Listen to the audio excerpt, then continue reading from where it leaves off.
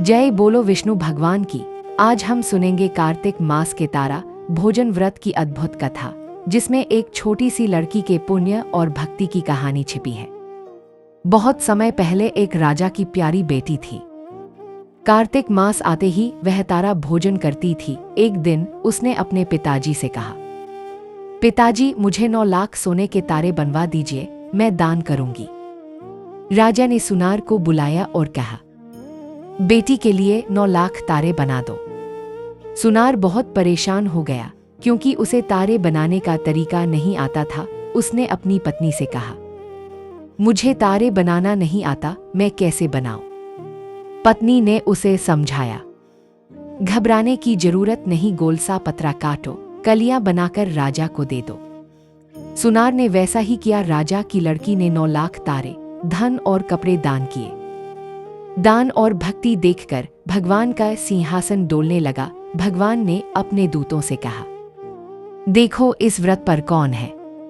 दूतों ने देखा कि राजा की लड़की तारा भोजन व्रत कर रही थी।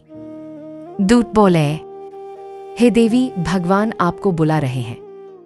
लेकिन लड़की ने कहा, मैं अकेली नहीं जाऊंगी, मैं अपनी पूरी प्रजा और उस सुनार को भी साथ ले जाऊंगी जिसने मेरी मदद की। दूत बड़े विमान लेकर आए। लड़की और सभी लोग उस विमान में बैठकर जाने लगे।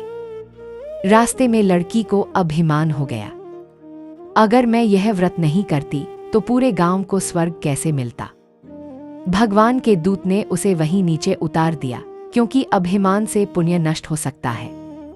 फिर दूत भगवान के पास गए। भगवान ने कहा, तारा भोजन व्रत करने वाली लड़की कौन सी है? दूत बोले, उसने घमंड किया, इसलिए हमने उसे पृथ्वी पर छोड़ दिया। भगवान ने कहा, नहीं, उसे स्वर्ग में ले जाओ, उसने बार बार क्षमा मांगी है। कार्तिक मास में तारा भोजन के पुण्य से राजा की लड़की को भगवान श्री हरि विष्णु के चरणों में स्थान मिला और उसे स्वर्गलोक प्राप्त हुआ। यह कथा हमें सिखाती है कि दान, भक्ति और व्रत में नम्रता और विनम्रता सबसे महत्वपूर्ण है। अभिमान से सारा पुण्य नष्ट हो सकता है। हम भी इस कथा से यह गहन संदेश पा सकते हैं। सच्चे दिल और निष्ठा से किया गया दान, व्रत और भक्ति, चाहे वह कितनी भी छोटी या बड़ी हो, सीधे भगवान के चरणों तक पहुंचती है। यह पुण्य न केवल हमारे जीवन को उज्जवल बनाता है, बल्कि हमारे चारों ओर सुख, शांति और समृद्धि भी फैलाता है। लेकिन याद रखें, जो भी पुण्य हम कमाते हैं, उसे कभी अभिमान, अहंकार या दिखावे का माध्यम न बनने दें, क्योंकि अभिमान केवल हमारे अच्छे कर्मों को कमजोर कर देता है। अंत में ये कथा हमें सिखाती है कि सच्चाई, विनम्रता, सेवा भाव और निस्वार्थ भक्ति ही जीवन में असली सफलता और अनंत सुख दिलाते हैं। जब हम अपने कर्मों में दयालुता, नम्रता और ईश्वर भक्ति को शामिल करते हैं, तभी हमारा जीवन धन, सम्मान और आध्यात्मिक उन्नति से भर जाता है।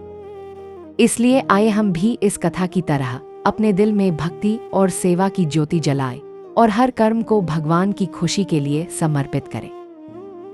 जय बोलो विष्णु भगवान की जय।